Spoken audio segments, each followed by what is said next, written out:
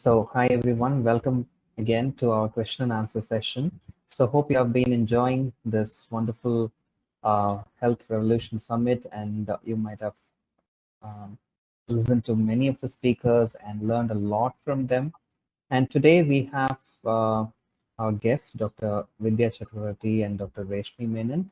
Both of them are experts in this plant-based nutrition. So, I would like to give a short intro about both of them. Dr. Vidya Chakravarthy is a passionate entrepreneur, uh, animal lover, researcher, strategist, speaker, and a mom. Dr. Vidya is also an Ayurvedic doctor and a healthcare IT specialist for more than a decade. She is currently focused on improving ways to take Ayurveda to the world with the vision to enhance and enrich health and wellness. So she qualified as an Ayurvedic practitioner and she has an yoga certification from Bangalore and also has a master's in hospital and healthcare management with specialization in healthcare information technology. So Dr. Vidya is also committed to Ayurvedic education, research, and practice, and she has been uh, integrating plant-based nutrition as well. And I have heard about her work, and she has been influential in promoting plant-based nutrition to many people. And Dr. Vidya, we welcome you for this question and answer session. Thank you so much for inviting me over. It's actually a wonderful opportunity for all of us to meet and discuss and share knowledge. So knowledge shared is knowledge earned, and I'm here also to learn a lot from great doctors here like Dr. Rupa. She's our guiding light. Thank you so much for bringing us over and putting us on a platform to discuss. Otherwise, we are so tied up with a lot of work. And thanks also, Dr. Saravanan, for I'm sure you have been participating, giving a lot of your time into this entire event. And also, thanks to Dr. Rashmi because she's been inspiring us. I am also a big fan of Dr. Rashmi because there's so many things to learn from you. And I keep quoting Dr. Rashmi all the time whenever I speak about raw vegan diet because um, since I am practicing plant-based Ayurveda, this helps a lot of individuals with a certain body constitution. Raw vegan is excellent for them. And then, studying Dr. Rashmi's Prakriti, I can say that it's a perfect fit for her, and that's why. Also, Dr. Rashmi is actually growing younger and younger every day. So I'm sure that that's really helping you. So if I write a book, definitely it will be on Dr. Rashmi's raw vegan raw vegan diet and what you proved to the entire medical fraternity it is possible to be like that. And I must tell you that she's so truthful and she actually follows it to the core. Oh my God! No matter what, any event I've seen her, she'll only eat raw vegan, only salads. That's amazing. So much of commitment. Thank you so much for having me over. I'm sure it's going to be a lot of fun, and we'll discuss a lot of um, plant-based secrets that people would like to know, and what keeps us going, how to reverse diseases, how to reverse aging. Dr. Rashmi is here. So, so thanks so much. Thanks again for the opportunity. Thank you. Thank you, Dr. Vidya. So I would like to give a short intro about Dr. Rashmi Menon. So Dr. Rashmi Menon is a qualified medical doctor and a lifestyle disease reversal expert. She specializes in homeopathy, psychotherapy, whole food plant-based nutrition, naturopathy, sound therapy, yoga, and clinical hypnotherapy. She's also a certified advanced yoga teacher from the Yoga Institute. She has been guiding her patients to manage and reverse lifestyle diseases using these holistic approaches. Since a very early age, she has been a meditator, a regular meditator, a compassionate listener. Her passion for holistic healing has seen her facilitate miraculous healing, even in terminal cases, since starting her practice in 1999. Patients of all ages find her simple wisdom and unique approach to medicine and treatment easy to follow. She has successfully helped many people manage or reverse their lifestyle diseases by working on the holistic aspects of mind, body, and nutrition, including diseases like diabetes, hypertension, renal diseases, endometriosis, PCOD, depression, thyroid issues, and cancer. She has trained many doctors, nutritionists, health coaches in holistic approach to healing and plant-based nutrition to benefit the overall health and well-being of all their patients. So she also conducts seminars, retreats, and corporate workshops, group sessions, meditations, besides one-to-one consultations, both in clinic as well as online. And very important thing is that she has been practicing this raw plant-based lifestyle for many years, since 2016, and she is really an inspiration. We welcome you, Dr. Rashmi Menon, for this Q&A session. Thank you, Dr. Saravanan, and thank you, Dr. Rupa, for having me on this panel, on this platform. There's so many doctors on this platform whom I can learn from, who are very inspiring, just because from all spheres of the medical fraternity, we find so many people on this platform. And I'm also trying to learn from them. Although I'm still to attend all the sessions, it's like a whole treasury of knowledge that is there on this website right now. And I think I'll take time to go through them and learn from them, because even though I have been on this path since a long time, but still there is more to learn. There is more to understand. It's like a lifelong journey. And the more I learn, not only do I benefit, it benefits my patients as well. So thank you for creating this platform and for all the effort that you guys have put in to create this. Thank you, Dr. Vidya, for all your kind words. Whenever Ayurveda comes, the first thing the patients say is, okay, but in Ayurveda, they prefer milk and ghee. And that's when I always quote your quotes, your whatever you speak. And sometimes I even tell them, okay, go and talk to this doctor, to get your concepts cleared about Ayurveda.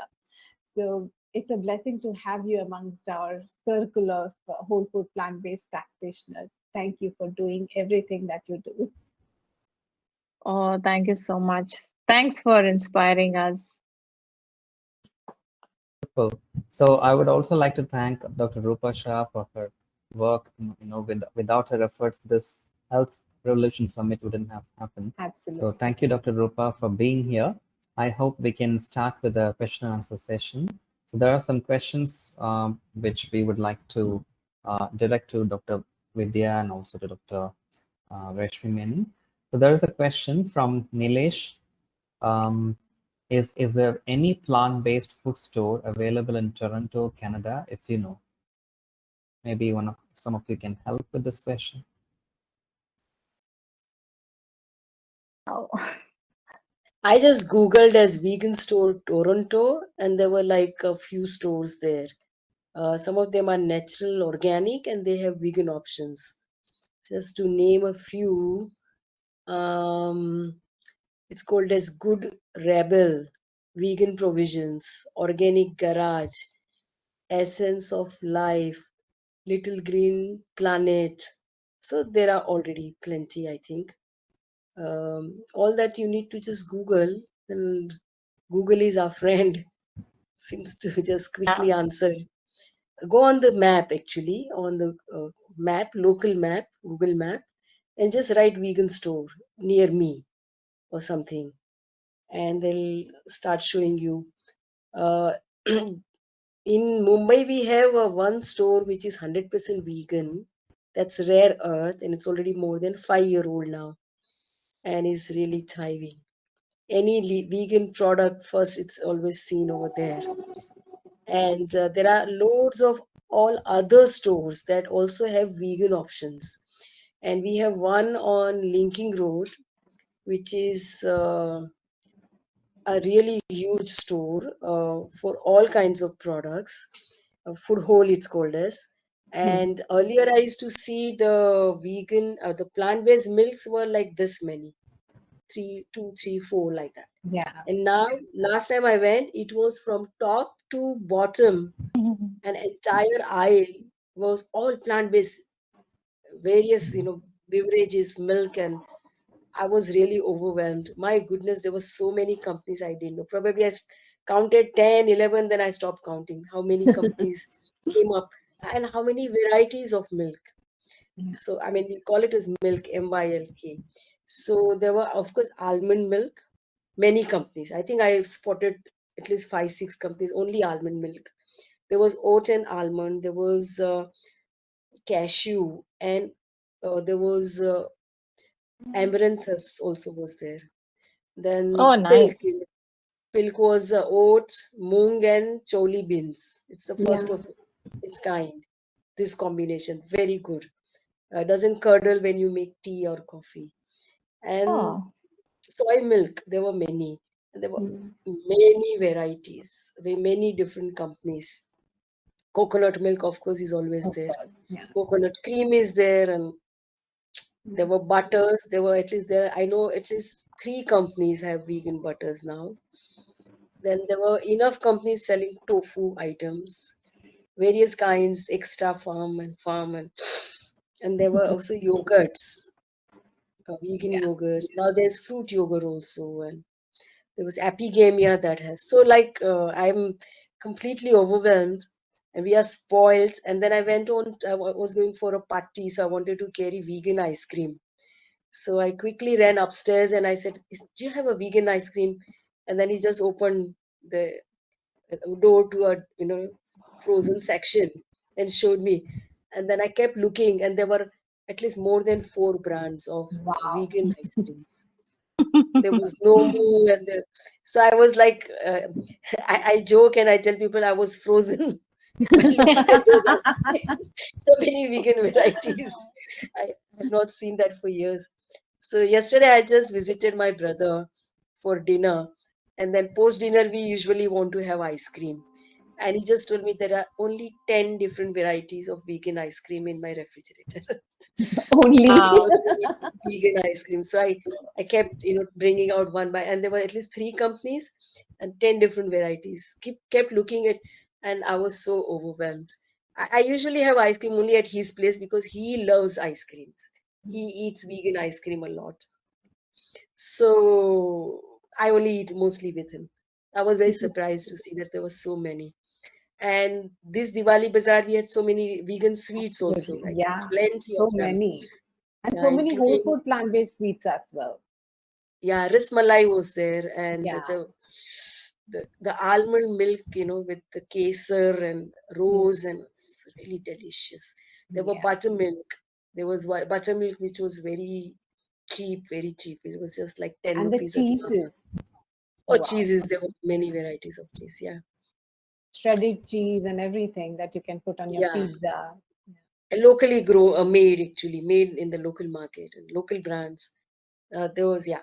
So it's just like endless. It just goes on, and I keep spotting new companies, and Mm. so these are like transition foods. I myself don't like Tetra packs and putting burden on the environment. Mm. But in transition, if you want to just use these to get going, or sometimes you're traveling and you want to carry with you, these are very great products. Otherwise, obviously, roti, sabji, dal, chawal, and eating ghar ka khana, Absolutely. and make curd at home, or milk also I make at home, Shrikhand or all that. So it Yeah. goes well. Also, there was a Shrikhand as well, Rashmi. Yeah. Yeah. Yeah. Shrikhand also Absolutely. was there. Yeah. And So, going a And little also, chocolates, further, lots of chocolates. yeah. now you're So, making us hungry after a dinner.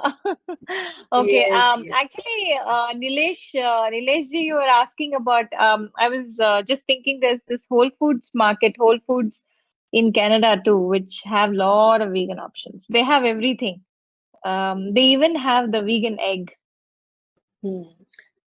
Yeah, And everything. You get everything there. another thing would be to go to your social media. We have the social media, and everybody says social media is bad, but we can also use it for our good. For example, Facebook has so many groups which are area wise, which are vegan groups. So it would be very good to ask this question there, because there are people who are living there in Canada, maybe even where you are currently, which part of Canada you are. Ask that question there, and there will be people who are experiencing the same problem or have solved this problem who will give you support. So make use of social media for our benefit. So that's what I did when I first became vegan in 2010.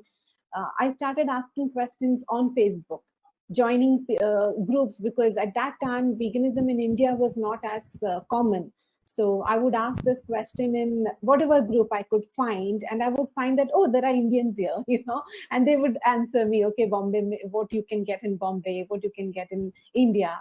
So make use of social media. It's even more powerful than Google. Yeah. Agreed. Thank Yeah, you. awesome. So there is also Divya, Sumit Kumar, and Surekha. If you have any questions, you're most welcome to ask, or you want to share any of your experiences. I know some of you have been attending lots of talks because I see you all commenting there. So you're most welcome to ask us more questions here. Otherwise, we are anyway going to share some of our knowledge, whatever we have acquired. Okay, Dr. Saravanan, you want to ask something? Yeah, I have questions to Dr. Rashmi and Dr. Vidya. So my first question goes to Dr. Rashmi Menon. Dr. Rashmi, could you could you please guide us about how to transition from a junk food diet, or maybe the the so-called Western diet, to a whole food plant-based diet, and also uh, how to transition from a whole food plant-based diet towards more of a raw food diet, if not completely raw, at least Yeah. including more raw foods. Can you please provide more information and tips on this? Okay. So whenever you are eating a junk food diet, like I was explaining earlier, some people can directly jump into a clean diet and do it consistently and be there. But for some people, you will need, maximum people, you will need to take smaller steps. So it is very important to understand why the food is junk, because once you have the knowledge of why, otherwise we are just labeling food and saying it is junk. Do we know why it is junk, why it is not good for us?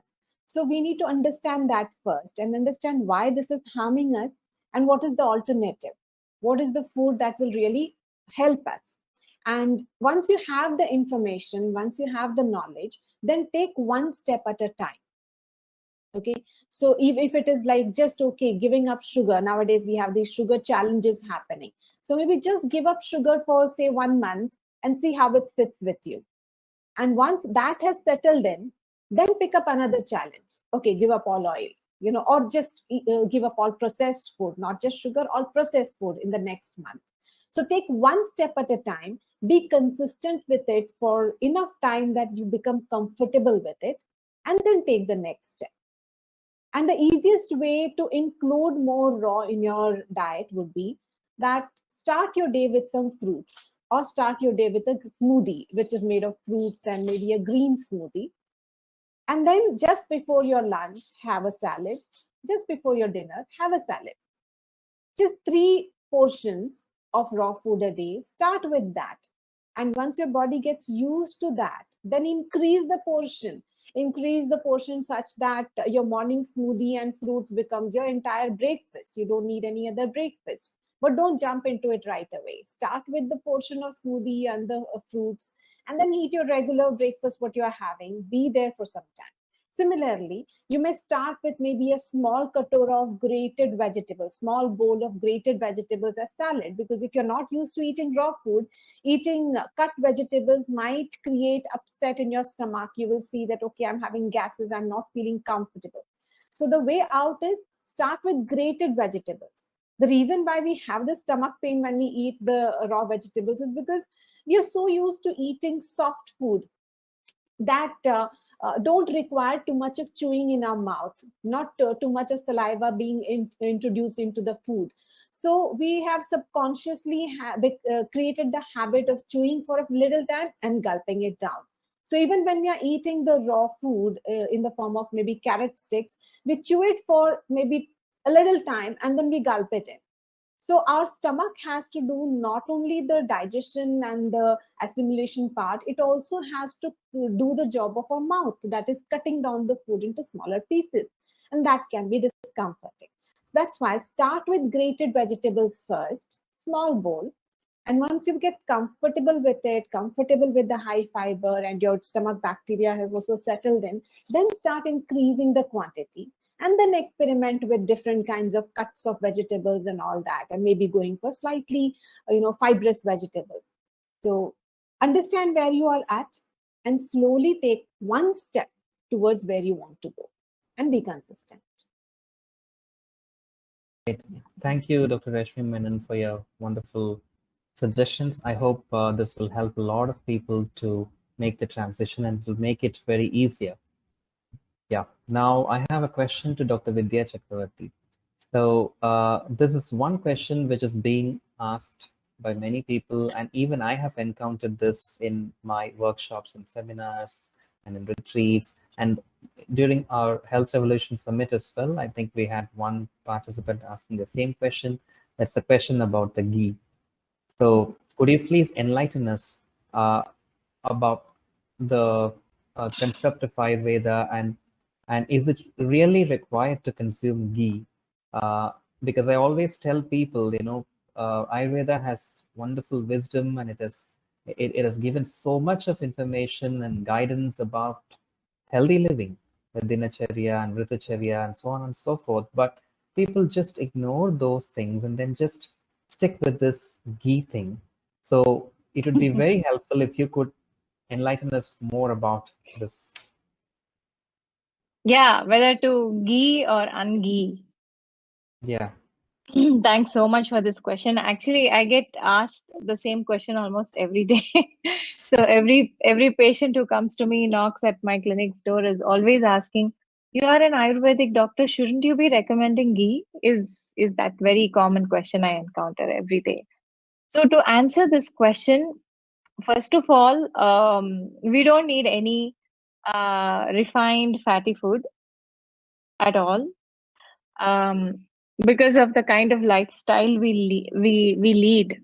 We don't walk like tens or twenties of kilometers now anymore. It did work. It was probably a great way to consume dense calories, because those days they had to walk so many kilometers, they had to go hungry, they had to pile on some excess weight, and so so that's why Ayurveda recommended ghee, because they did not have 24/7 grocery stores to buy food supplies. So since we have food all the time, we don't need to build up so much of fat in our body. So we don't need any oil or fat or any kind of dense, uh, calorie dense food, because ghee doesn't have any nutrition. It's like 100% fat, and definitely it's going to pile on your fat stores in the body, and it's going to increase your LDL. So definitely ghee is a big no. But one wisdom that we must accept is a lot of medicines are kind of lipophilic, because ghee acts as a vehicle to take the medicines to the cells. So if at all any Ayurvedic doctor is asking you to take ghee, then you can always use an alternative. You can always use maybe coconut oil or maybe flaxseed oil, and that's it. I don't recommend any other oil, because I completely don't agree that we need anything. If you really want to use some kind of fat, then use some nuts, nut butters, in a very less quantity, because again, for the kind of lifestyle we lead now, we don't need to consume so much fat unless you are a marathon runner, and or a growing up child who is extremely lean and has to build some body weight. I don't think we need to recommend ghee to anybody. And Ayurveda believes in change, and Ayurveda has always spoken about why it is important to change with the changing times. There are so many shlokas that speak about changing ourselves, because this was almost like 5,000 years back, and now the world is so different. So Go for flaxseed oil.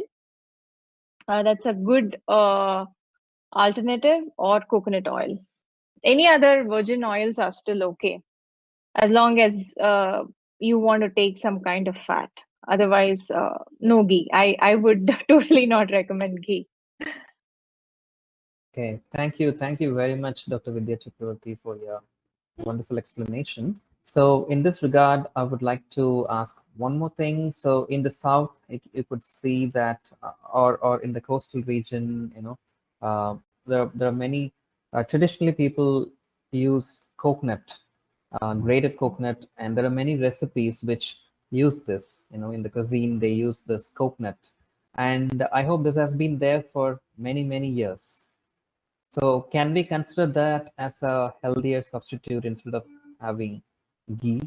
Um, what would you recommend? Like whole coconut, grated coconut, or coconut paste in the recipes while cooking?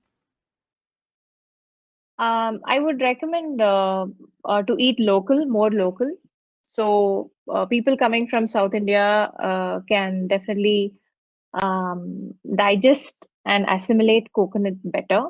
So coconut gratings are great form of consuming coconut, and also the dry coconut gratings are also great. As much as possible, it's always good to consume whole food. You know what I'm talking about. All of us talk about whole food. So keep also the fiber with it, so it's easier to absorb. And it also keeps the leptin levels in check if we have the right amount of fiber, the minerals.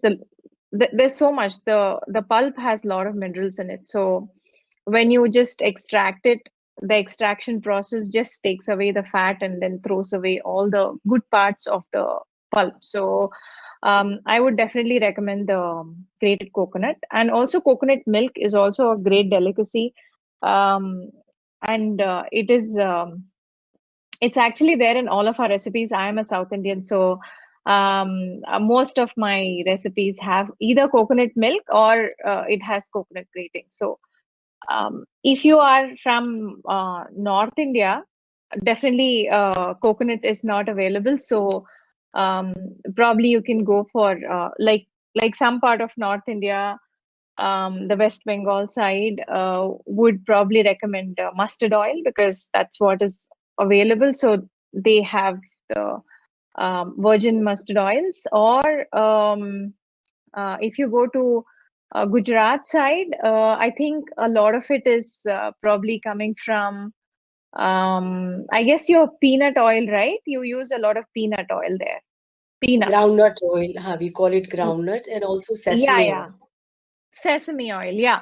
So Ayurveda also considers sesame oil as one of the best oils available. And if you don't like the flavor of sesame oil, I think the sesame paste gives it a very unique flavor. So adding even sesame seeds is a great idea to have your enough, the fatty acids into your body. And apart from that, I think even Maharashtrians also use a lot of peanuts, groundnut, in their recipes to add that. So I think nut butters and coconut, it all depends whether it's locally grown or it's in your DNA what you can adjust to better. So South Indians, I think coconut is good. And I think if we just stick to our traditional way of eating, I guess it takes care of everything. Wonderful explanation. So local, seasonal, these are the mantras we need to follow, right? Yeah, great. Yeah. So I have a question for Dr. Rashmi. So Dr. Rashmi, can you tell us how satiating raw foods are? Because when speaking about raw foods, when I recommend it for some people, they say they don't know it. I can't survive on salads. I can't, if I eat raw foods, I feel hungry within half an hour, within 15 minutes, and I have to eat and eat often. Yeah. So how do we manage that, and how to make a raw meal wholesome, complete, satiating, and delicious? Yeah. Basically, it is again a mindset. For example, if you are eating junk food and if you're used to having, say, jam, which is flavored with chemicals, and then you are asked to eat, say, apple jam, and then you're asked to eat an apple. Obviously, you will not enjoy the apple because your taste buds are corrupted by the flavorings and the chemicals in the processed jam, right? So over time you will then get used to the apple, and you will get used to the apple in such a way that when you eat the processed food, the extra flavorings will actually be revolting to you. You will not want to eat it at all. But that is the stage where you will reach when you start eating raw food. But you cannot expect that to come in the very next day, right? That you jump into raw food, because your body has adjusted to the soft food, has adjusted to the processed food. So what you need to do is go slow, like I was saying before. And even when you're eating raw, go for the stuff which you are already enjoying, because um, everyone is eating some amount of raw tomatoes or cucumbers or even capsicum. Some way or the other, some raw is going in.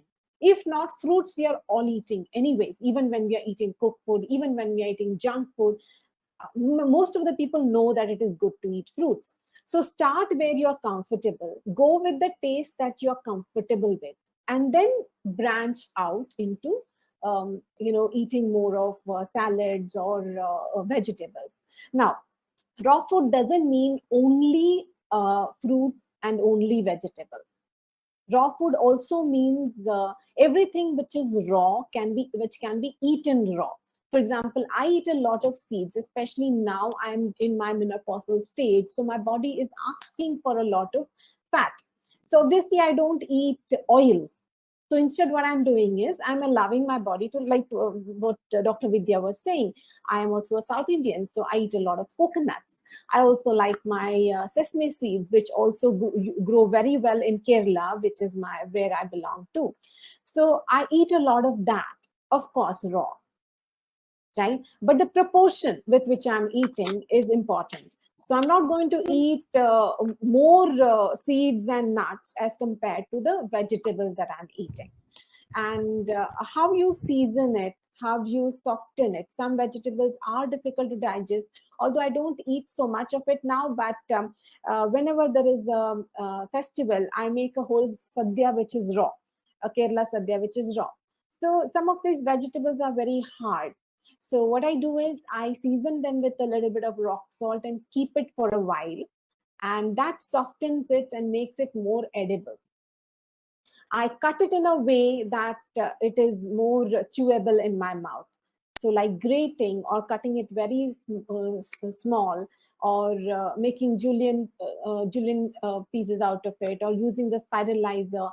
So, all this using your food processor, this makes the food similar in texture to what we are used to.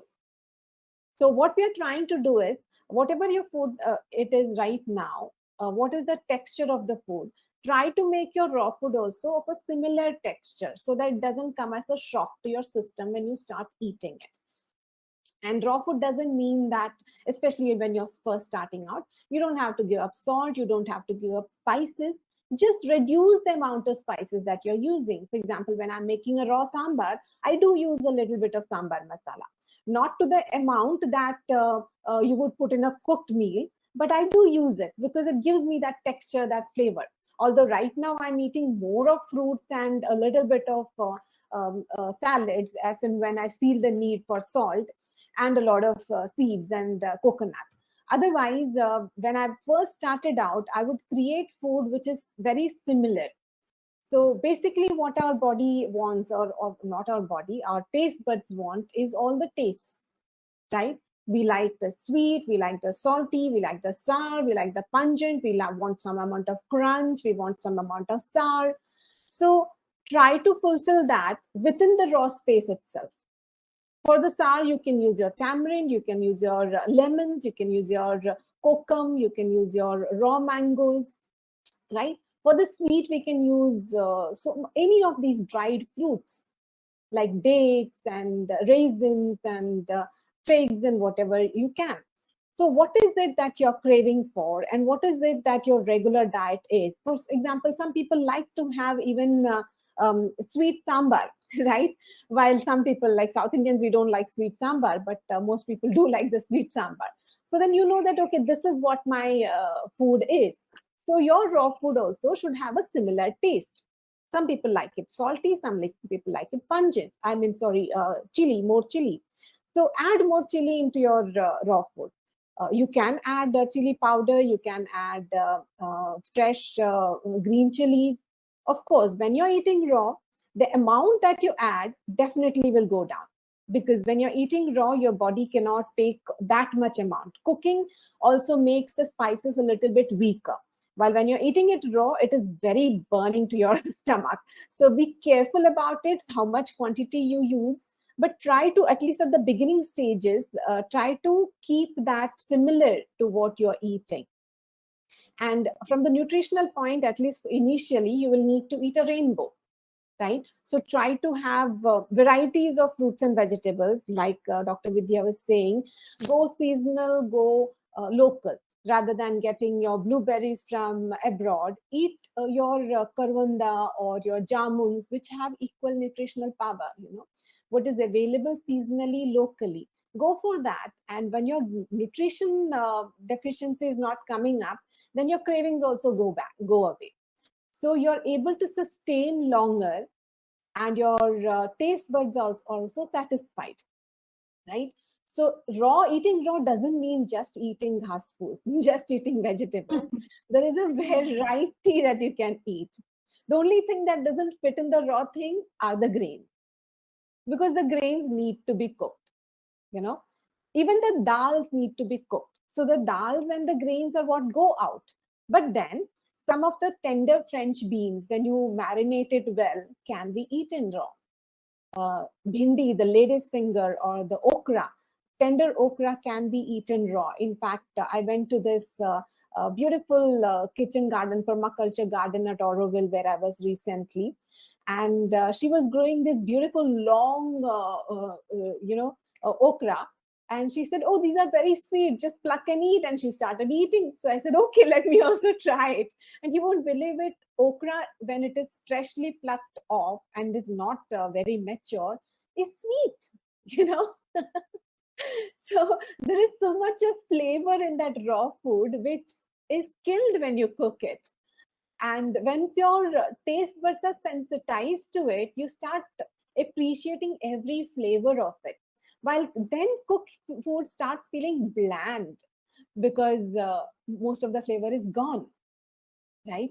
So try to appreciate the flavors of every bite that you're eating, and make it a exploratory journey. Make it an adventure. That's the only way you can enjoy it. Another neat trick that I learned from the farm visit was, the ladies, the drumstick, the moringa seeds. Mm-hmm. The moringa seeds, when it is completely dry, you open it up, and this very small round seed, you put it in your mouth and chew it, right? And then when you drink water over it, it's like Sweet. sweeter than sugar. Yeah. So sweet. Who would have thought raw food can be so, miraculous? More and more you start discovering. Another discovery that I made in the last 8 months is, whenever I get these fruits, sometimes the vegetables, sometimes they are over mature. So tinda, it's called tinda. I think so. It's like the tendli, but the bigger, no, padwal it is called. Yeah. I got padwal the other day, I mean, some years back, and it was completely ripe. And usually I would just throw it off. But I said, okay, let's explore this. So I cut it open, and inside it was like yellow in color. And it tasted a little bit like passion fruit. Can you Wow. imagine? And ripe karela, bitter gourd, which is something that I don't like eating too much. In the initial days, I did marinate it and make stuff from it and eat it, but I really don't enjoy it too much to eat. But a ripe bitter gourd, which is red inside, is sweet. Wow. Raw food can be miraculous, and we are just stuck Mm. with a few tastes in the cooked food.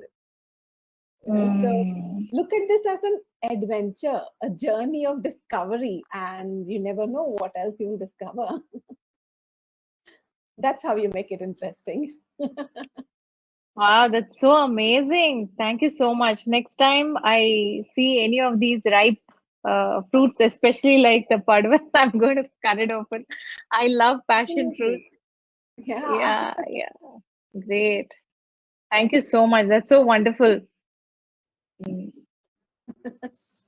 It's also interesting to know that to start with, mango may be very sour, and then Mm, gradually it gets transformed into being yeah. very, very sweet. Yeah. And as you said, the Karela was very bitter, could have Mm, been very bitter, and that got transferred to something very sweet. yeah. Very, very interesting how Um, nature transforms also. exactly. And that also makes it the belief more stronger that we are supposed to eat fruits, you know, because they are pre-cooked and we all like the sweet taste. In yoga, also we say that the food should be snigdam, that means soft and sweet to the mouth, you know. And what is the sweetest thing to the mouth, the softest thing, and the most easiest thing? Fruit. Even all vegetables, basically, if you look at it, are fruits, right? We just pluck them before they mature. Mm. Yeah, So, yeah, yeah. So true. yeah. Do That's a you great revelation. practice like intuitive eating, intuitive eating? Absolutely. That is what led me to the path of raw food when I eat intuitively. And like I said before, I used to try to mimic the taste and flavor of the cooked food. And I enjoyed that phase of my life. But now I am in a phase where I'm enjoying more the flavors of the food by itself. So I'm enjoying more of the fruits. And once in a while, when I feel that, okay, I want to enjoy some saltiness, that's when I reach out for the vegetables. And even the vegetables, um, I have stopped eating a lot of these masalas because they seem to take away from the flavor of my vegetables or my fruits. You know? So the fruit or the vegetable itself is so flavorful. Like a papaya, when you really watch its taste, has a little bit of salt in it. Mm. But if we are eating and are eating all kinds of masalas and our tongue is corrupted by the masalas, we'll not catch that. You know, Mm. it has a little bit of saltiness in it. Similarly, all vegetables are a bit salty in taste, but we still add salt on top of it. We still want to spice it up. Even some vegetables can be spicy just by itself. But if we are already adding chili powder into it, we miss that taste, that subtle flavor. So carrot can have so many flavors inside of it. Each bite can give you a different flavor depending on which part of the carrot it is. The carrot tastes different on the tip as compared to the top where the leaves are growing. But we are Mhm. so unaware, we are just chopping everything up and just gulping it out, you know. We are not in Or connect just with the cook food everything. and Yeah, cook everything. That's another thing. I The know. whole fruit tells you a story. And if Yeah. you're connected with it, you can actually know where it has come from, where it has gone through, what path it has gone through. A vegetable which has traveled in a truck will have a little bit of taste of the surrounding vegetables with which it has traveled if you're intuitively eating. So you can actually, it's like every bite is a story in itself. It's really heightened your taste sensation, Dr. Rashmi. I think so many years of eating raw food, I think you've developed that that heightened sensibilities. Probably will And take a there is long a time to understand. And there is the drawback also. Even your smell is heightened, because of which wherever you go, you're like, okay. Oh my God, I can definitely understand the smells of cooked food can be really a big put off many times. Yeah. Cooked food, Yeah, artificial smells. In fact, yeah. as we start eating cleaner, we are fine Hmm. with the smell of the organic matter, like food rotting, or even the feces of animals or humans, even, is still okay as compared to the artificial smells. If there is an artificial Hmm. agarbatti or a room freshener, it just hits you somewhere on a different plane, and you don't want to be there Hmm. anymore, because your body and your mind is so tuned into what can cause you harm, and will try to Yeah, take you away from that which can cause you harm. So that is another exactly. thing. So people wear these heavy perfumes, and you immediately know, okay, this is going to cause you harm. You don't even need to understand or read the researches. You immediately know this is not right. You know, and Hmm. sure enough, the research has shown the same thing, that the artificial deodorants and everything, what they cause to the cells, what they cause to the lymphatic system, and how they cause cancer. Your body becomes that indicator of exactly what is not working for you. So yes, you don't Yeah, need to go for investigations then.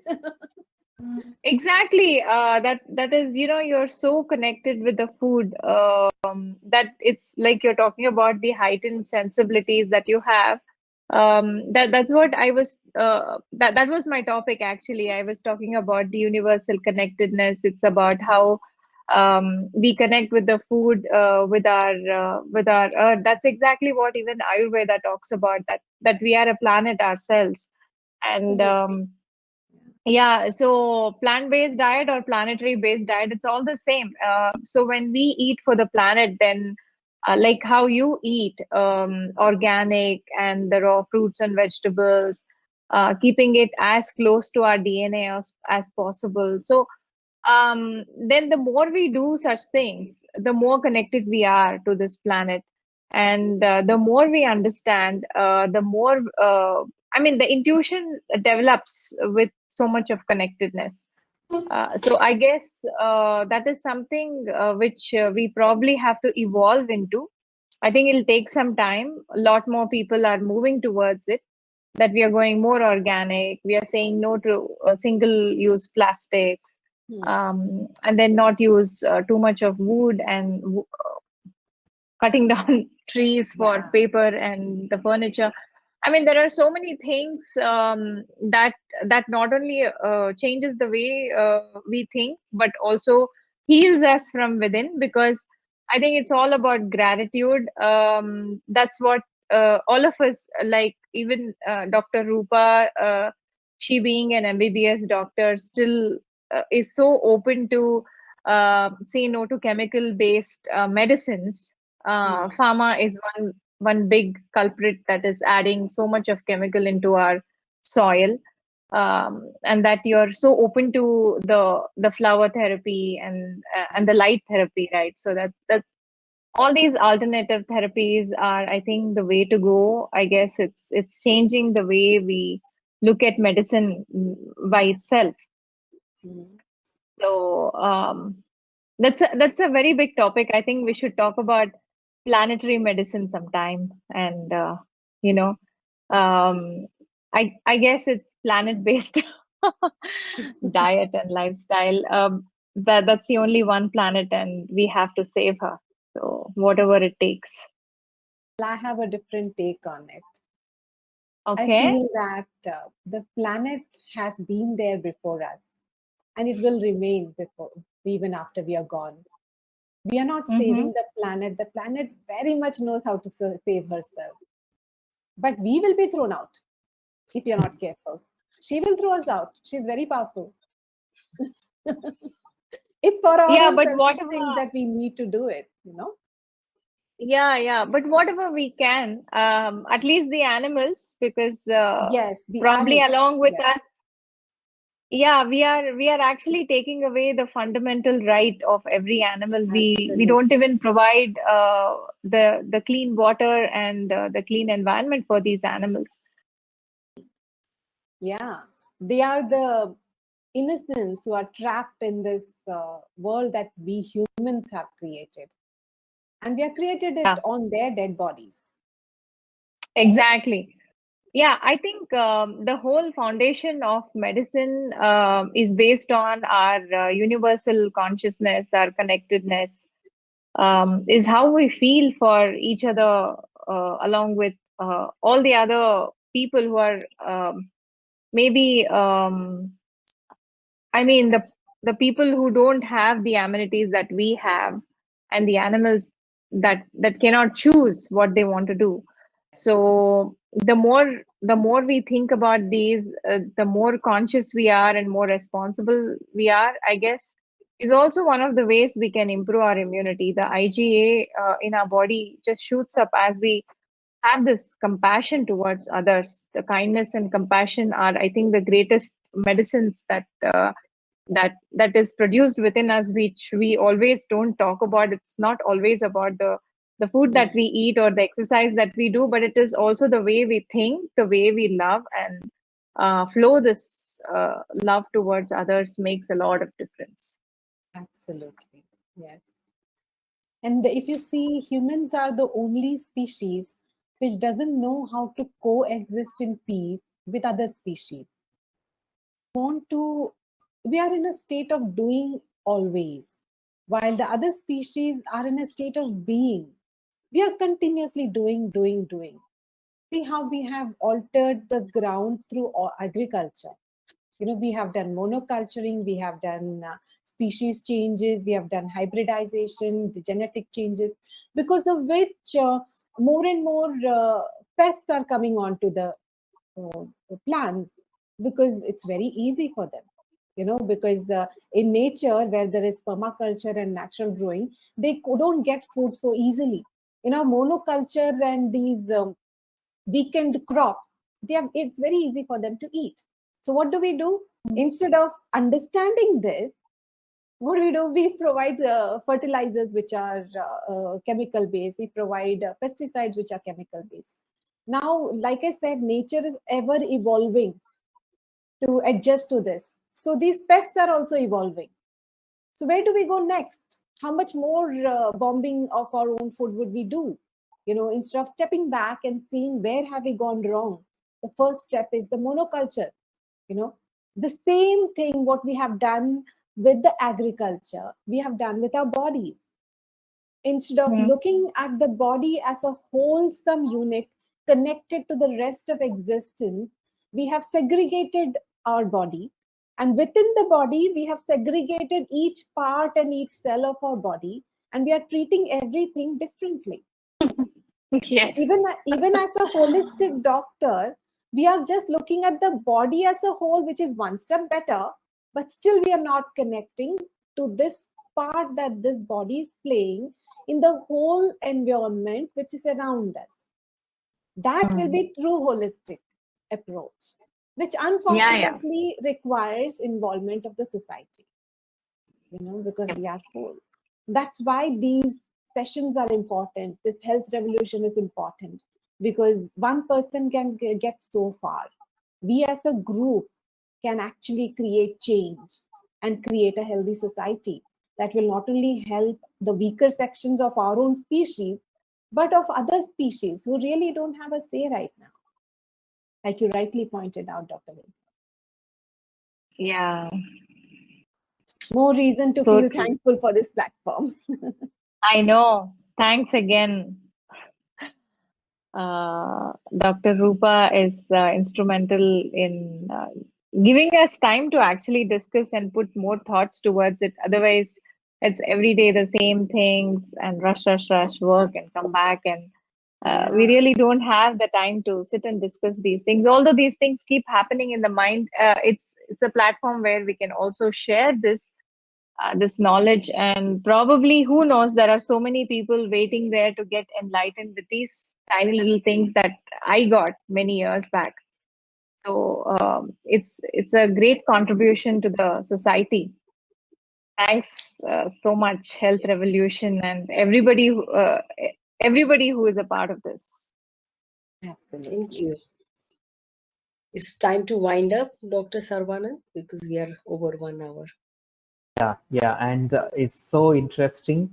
We had a long Q&A session today, but very interesting session. A lot of useful conversation. I hope the participants have noted all the tips and suggestions given by the doctors. So again, we would like to thank Dr. Rashmi Menon and Dr. Vidya Chakravarthy for their wonderful time and expertise and sharing their wisdom. Dr. Rupa Shah, thank you very much for organizing this. So we will meet again tomorrow for the next question and answer session, the live session, and keep watching this space. And if you have not, if you have missed any of the live sessions, you can watch it again in the replay option. And keep eating healthier and keep smiling. Thank you very much for joining us. Thank you. Thank you so much. Bye. Thank you. See you. Thank Bye. you. See you. Good night. Thank you. Thanks.